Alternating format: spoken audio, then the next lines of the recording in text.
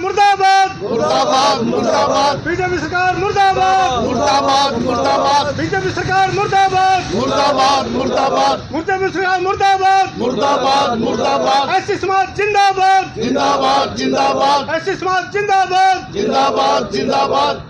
जी चौहान साहब, इस विषय को लेकर आपने प्रेस वार्ता कराई। पंचाल साहब, आज से 14 महीने पहले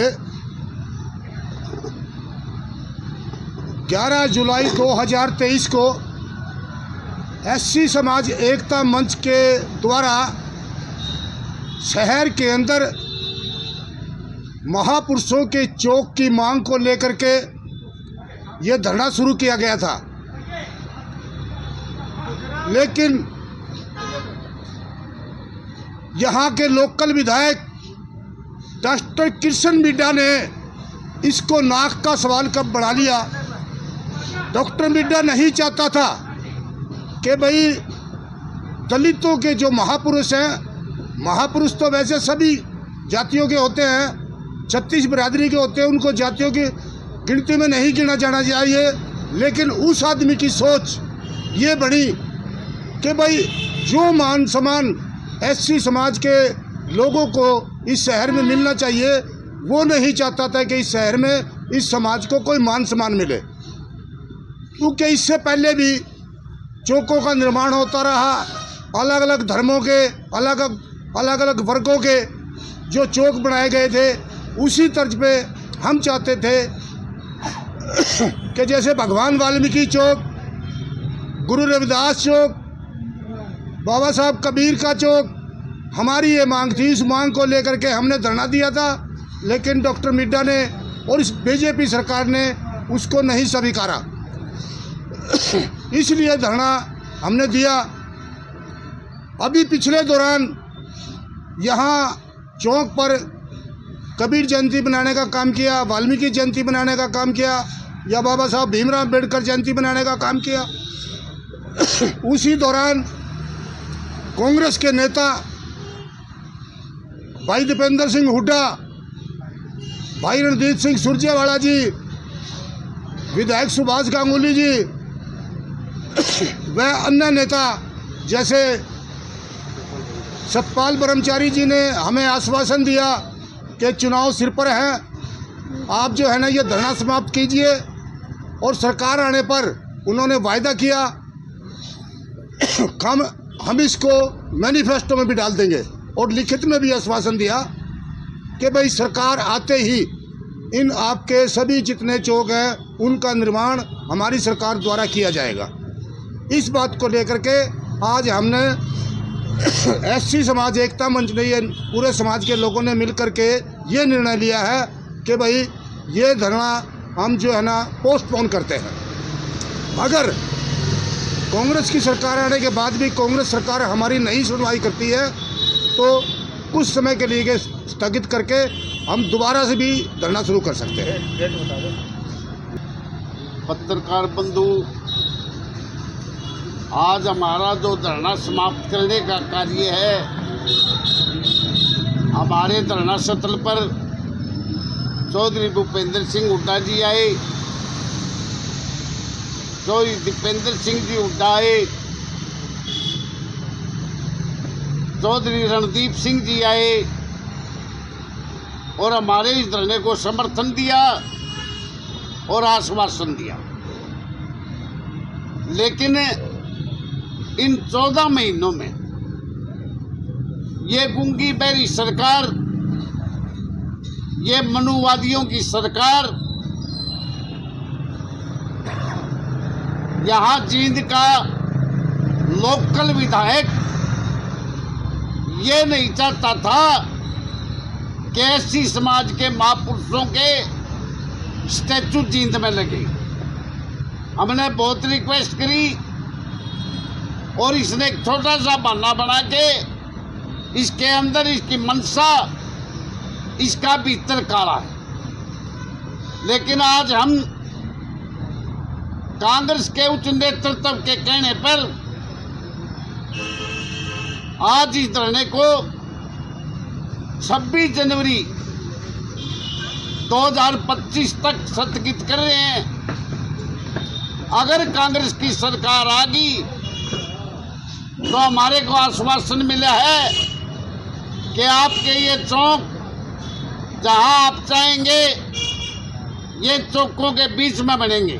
ये हमारे को आश्वासन दिया है और ये कांग्रेस के लोगों ने हमारे धरने की आवाज को हरियाणा की सबसे बड़ी पंचायत असेंबली में भी हमारे को आश्वासन दिया और हमारी आवाज भी उठाई है। इसलिए आज वक्त आ गया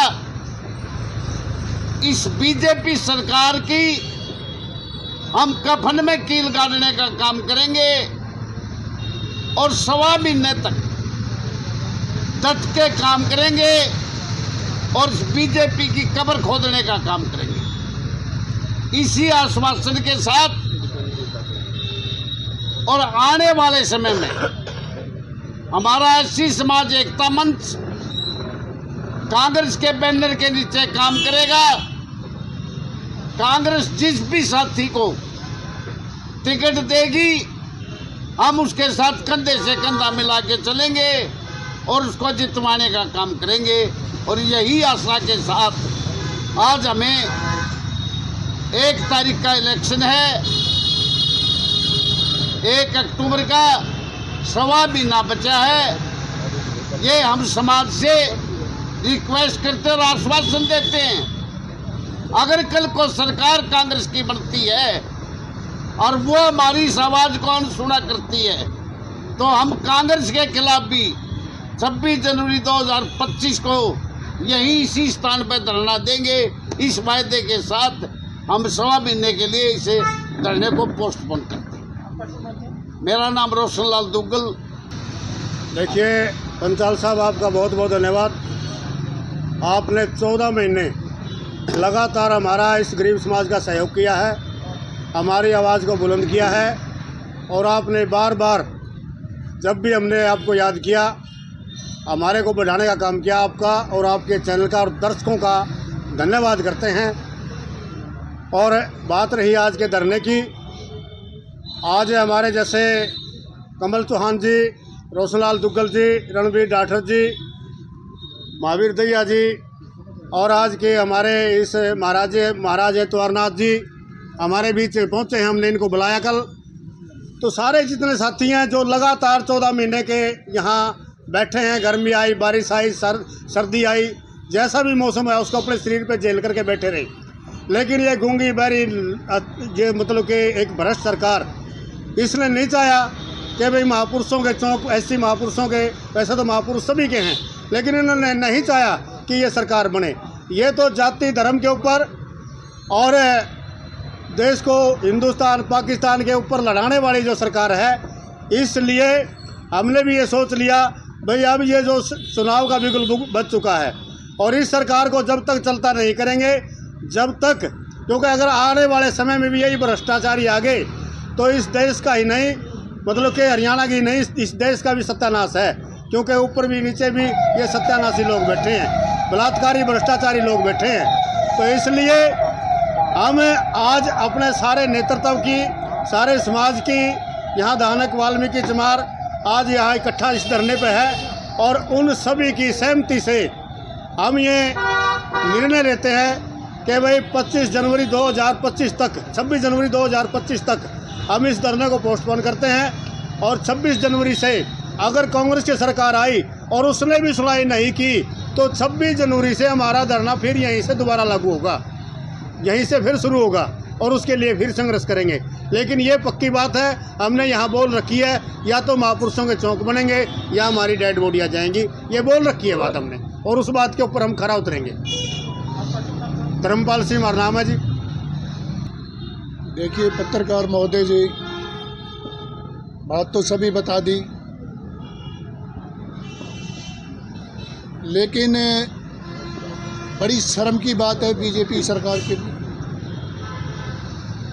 जबकि 14 महीने ये धरना चला जब से धरना चला, आदरणीय मनोहर लाल जी के मुख्यमंत्री थे, वो तो किसी के सुनते ही नहीं। वो तो किसी चंडीगढ़ में नहीं मिलते किसी को भी। जब भी विधानसभा का इलेक्शन, लोकसभा का इलेक्शन आया, जब उन्होंने इन्हीं मुख्यमंत्री का पद छोड़ दिया, वो देश को वैसे गुमराह करके चले गए।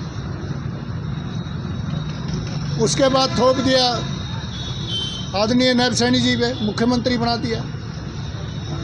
मुख्यमंत्री जी ऐसे मंत्री बने,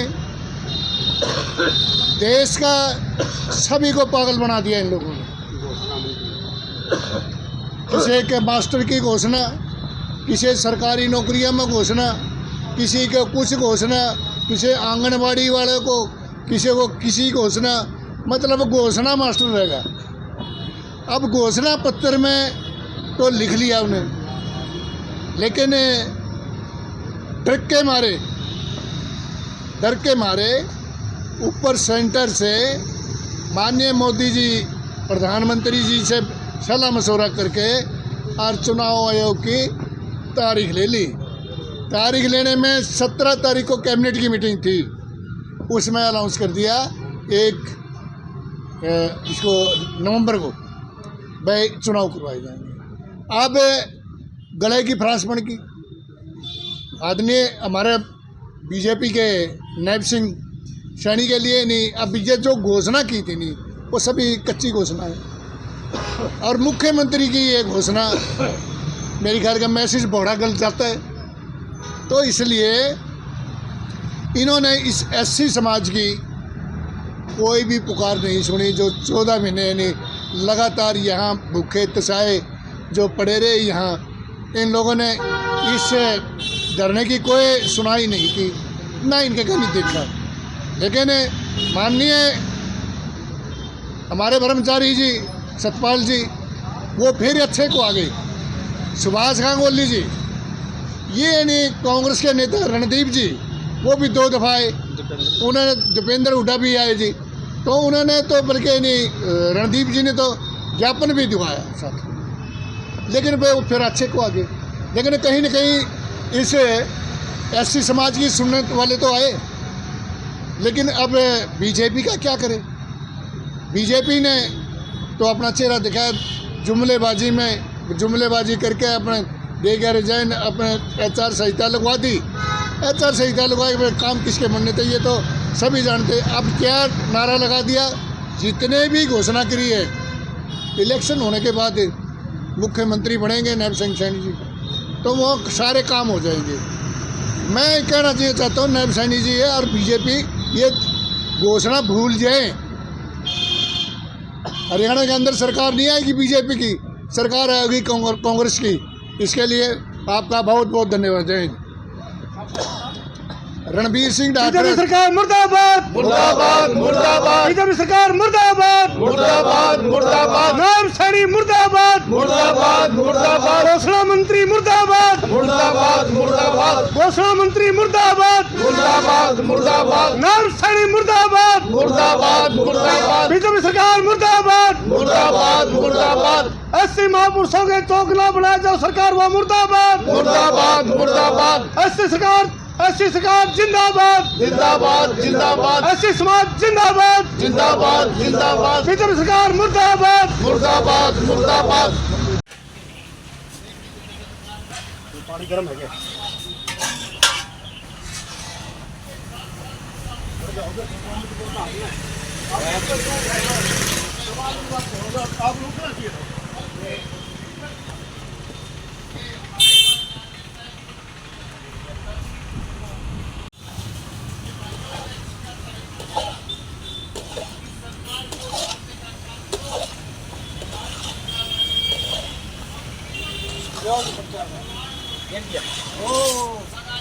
सारे आँच करके छोड़िए, थोड़ी आँच